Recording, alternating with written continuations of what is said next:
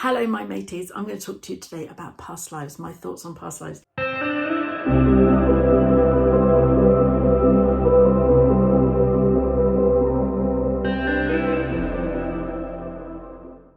Now, I've decided to put this painting I started here behind me because I never actually write anything on the board, but for some reason, and this is why I'm telling you this now, is because it probably is my past life about being a teacher of some sort in past life, and with the board and the pen, and it just helps me to get into this kind of vibration and get into the teaching role and make me feel like I'm standing up in front of you to share some information with you. So I'm role playing. That's what I'm doing. I'm role playing, and it helps me stand in the power of someone who's got something worth sharing.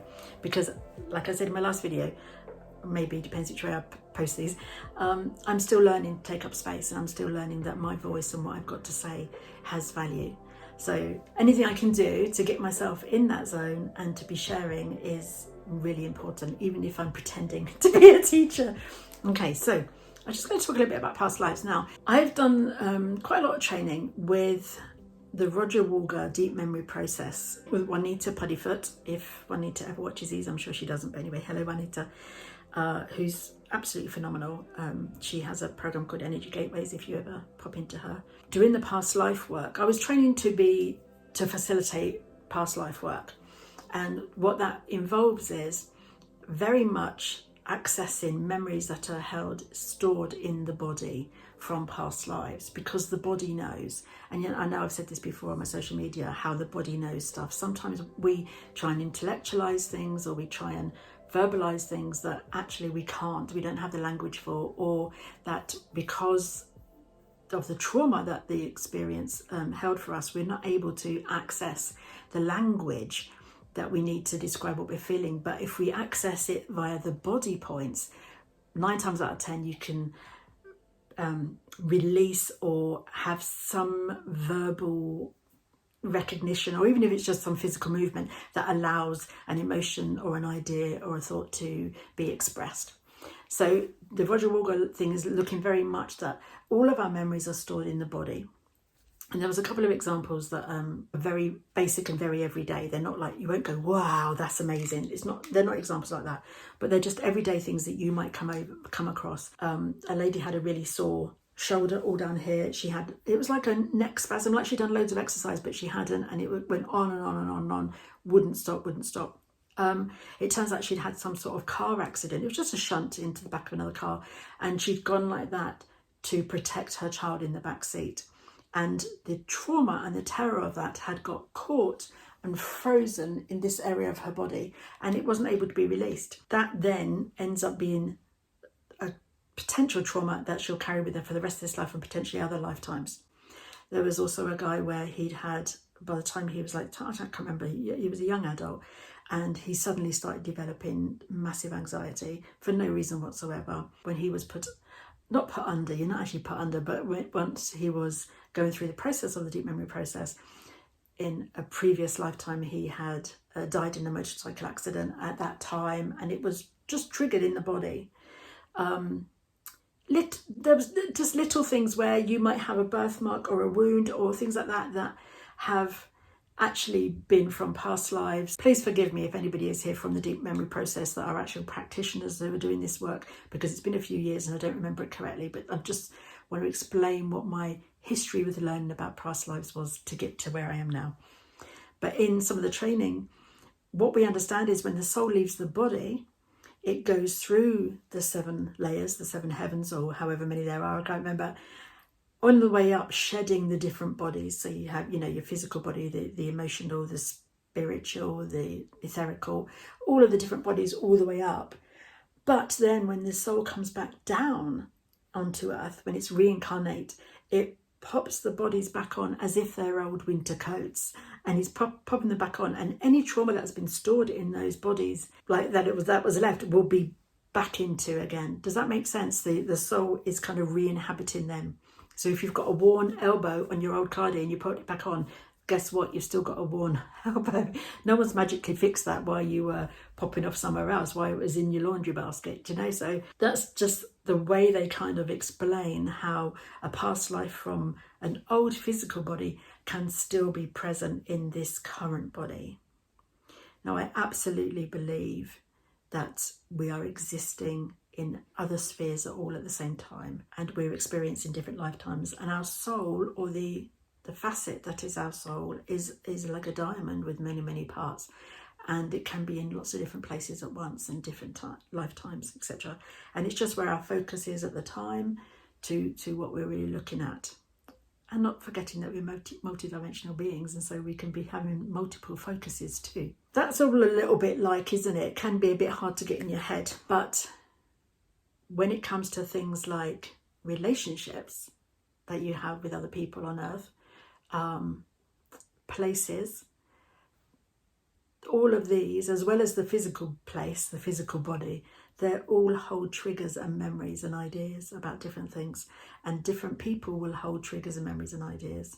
And so sometimes when you feel like you've met somebody and you've only just met them, and you feel like you've known each other your whole lifetime, well, possibly you had many lifetimes, who knows. Let me tell you a little personal story just to finish up. So these are just all my ideas on past life. I'd love to know what you think about any of that. I may have talked too fast. I may have skipped over bits, because when you know stuff, or you believe stuff, and it's really true for you, and you've believed it for a long time, sometimes when you're trying to describe it to somebody else, you miss out bits, or I miss out bits, especially being autistic as well. I miss out bits that I think are just logical, or that I've shared already, or I've made the jump from A to Z and I forget to do all the letters in between, you know. So just give me a shout if I've not explained clearly, and I'll do more videos. When I met my wife, so it's a little love story for you. So I'm just lining up the pens, because obviously I'm doing a little bit of a stim here. I'm lining up the pens because I'm feeling vulnerable. Let me just talk back to you. My best friend at the time was marrying her brother, and we met kind of over wedding arrangements. She was doing the cake and the flowers, and I was doing the other things with my best friend, the bridal stuff, whatever. And we really got on well. We laughed together. Honestly, she made me laugh all the time, and it was just silly, giggling. Time went on. I'm married at the time to a man. Time moves on, and sorry, I'm going all silly just having all of the memories. It's beautiful, isn't it? She asked me if I wanted to go out with her for one evening, and I was like, oh, all right then. Very nervous, very giddy, excited, but not really, just thinking she was a mate that I really got on well with. I mean, I really liked her. We were getting to be really good friends. And then when we were out one night, it was like a club, we were dancing, and I looked into her eyes.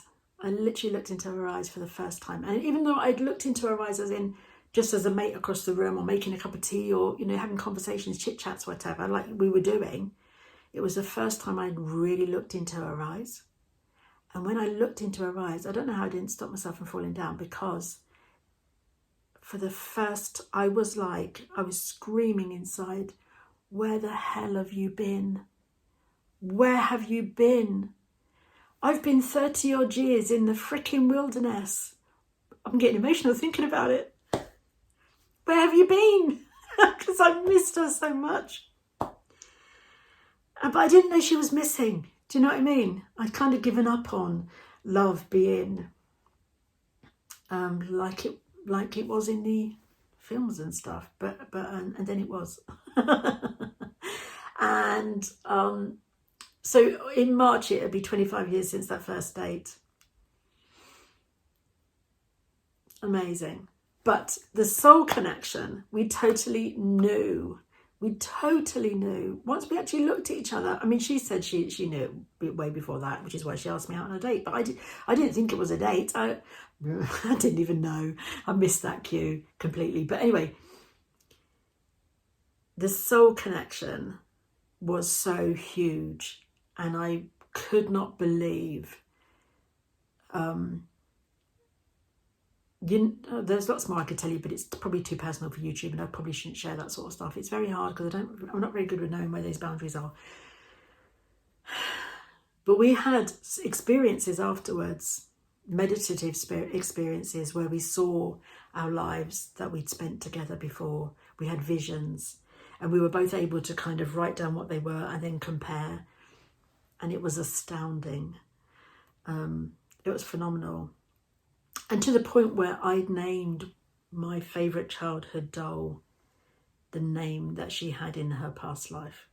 Silly things like that sound really silly, but actually were very moving when we discovered it, you know, and she kept saying how she missed, when she was a child, she kept asking her mum, where is my, you know, I want to see. It was just amazing. So 11 minutes, I'm so sorry, I meant to keep it under 10. But basically, yes, I've got a gazillion past lives under my belt if you ever want to hear any of them and the lessons that I learned from them. Because one of the mantras or the mottos, if you like, or from the deep memory process thing was that we remember our past lives to forget them. Because oftentimes the past life trauma will still be playing out in this lifetime when we won't even know it. And so we remember them, heal them by doing the work that needed to be done at the time that we couldn't do for whatever reason.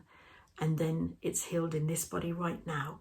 And we can move forward with a cleaner slate, with a more open heart and just more healed. Yeah.